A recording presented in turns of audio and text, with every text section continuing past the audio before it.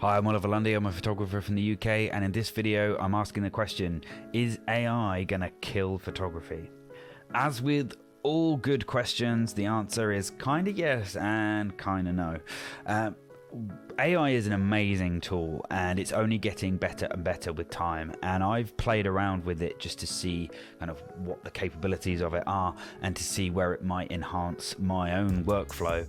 And there are some areas of photography where AI and image generation has a potential to take over in terms of its utility to the average person or the average buyer, let's say.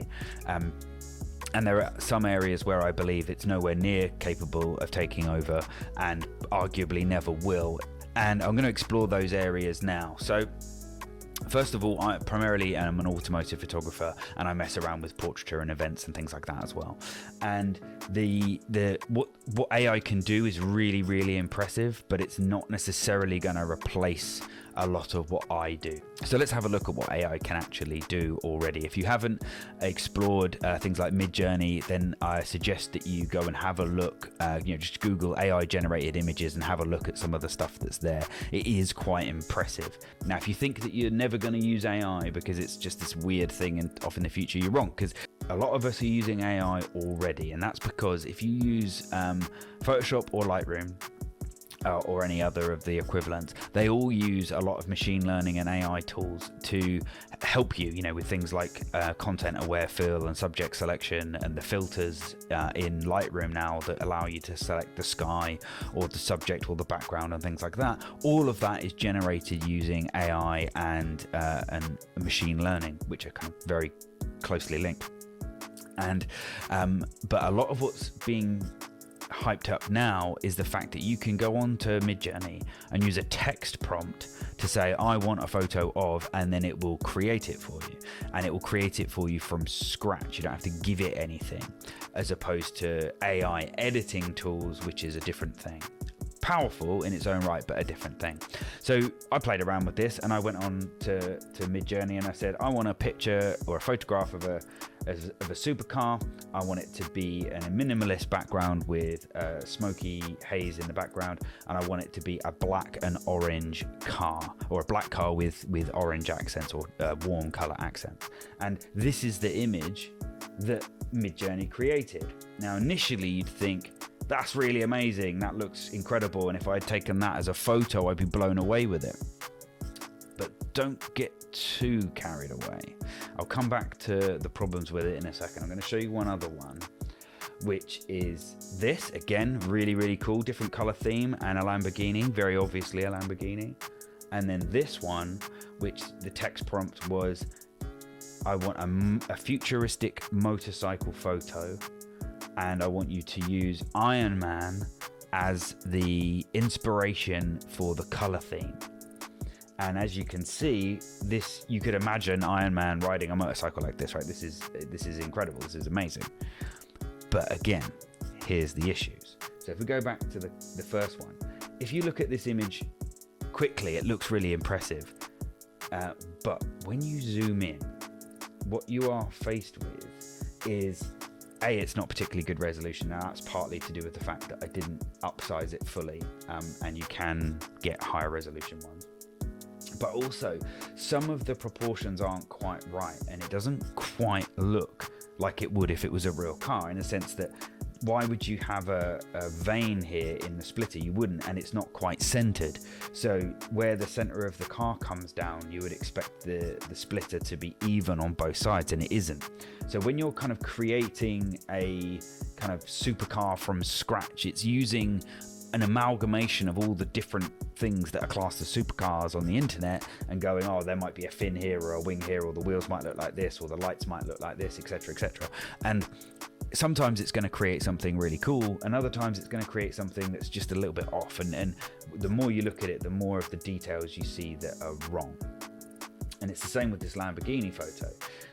Very recognizably a Lamborghini, but which one? I mean, it looks kind of like the front end of an Aventador and kind of like the back end of a Huracan, but this air intake's very Murcielago, so it's an amalgamation of Lamborghinis because they didn't give it a specific one, and the wheels are all messed up because it doesn't quite know what to do with, you know, averaging out all of the possible wheel options that you can get on a Lamborghini. So it has its limitations. And then also, if I show you one last thing,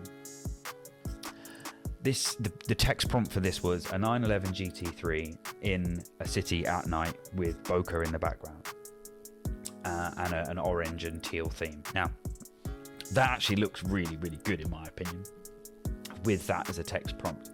However, when you look at it more deeply and you spend a little bit of time looking at it, again, you can see the errors. So you can see that the spoiler here has got two end plates at both ends needlessly. The back, the rear of the window doesn't make any kind of sense. It's just got a bunch of weird text to it. And also, AI is not very good at generating realistic looking text. So as you can see, the Porsche logo and the naming of the car are just kind of random shapes. They're not actually words. It's the same with the number plate and this logo down here. So you might, if you wanted to use this as a genuine image, first of all, it's not close enough to photoreal to actually be used as a photo, but equally, you'd have to do quite a lot of editing to get this up to the standard that would, you know, where it could be perceived as a real photo.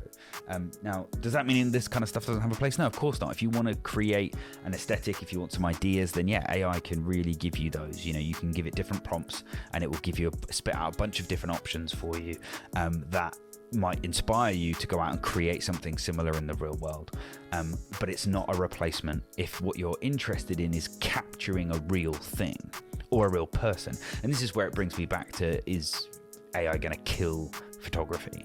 I don't think so, in that if you're a bride or a groom, and you're about to get married, obviously, so if you're getting married, you don't want AI generated images of your face, you know, on generic wedding photos. You want actual photos of the actual day, because that's why you want get photos, right? It's you want the memories from that event. If you've just bought a really awesome new car and you've spec'd it exactly the way you want it, and you know, it's a one of one, or it's the only car that's been spec'd it like it, or something like that. You don't want a picture from the brochure or that's been generated by the marketing team of the company. You might want actual photos of you driving the car on a track, or you might want photos of it, you know, in your local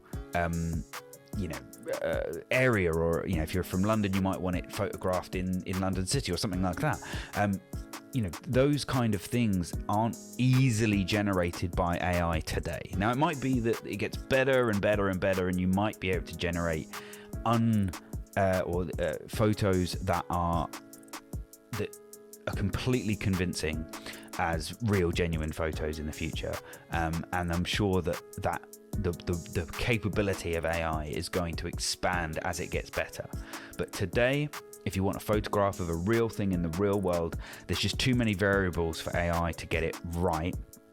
And like I said, there are going to be some things where you actually want a real world capture of an event or a person or a moment or an emotion or things like that. And AI is never going to be able to do that in a way that's going to meet the requirements of that type of photography.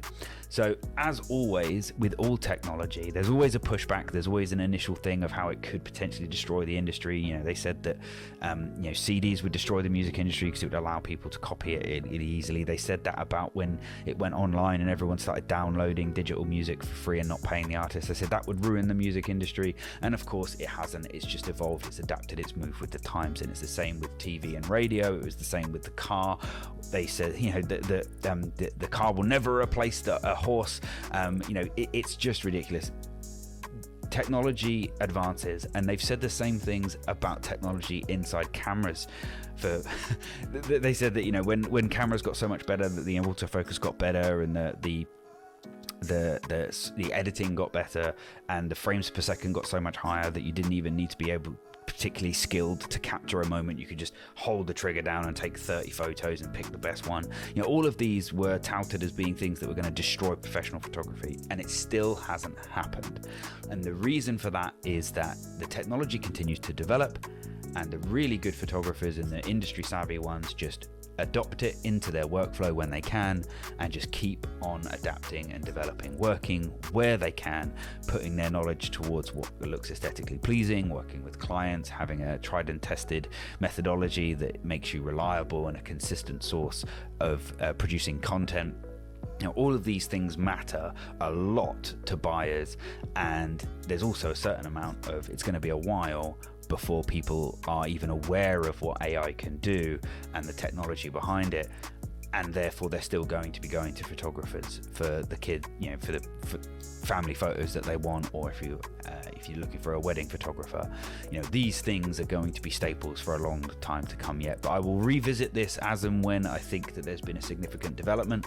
And if you've got any insight into AI and image generation, then do let me know in the comments. And if this has been useful for you or interesting for you, then drop me a like and subscribe for more videos, and I will see you in the next one.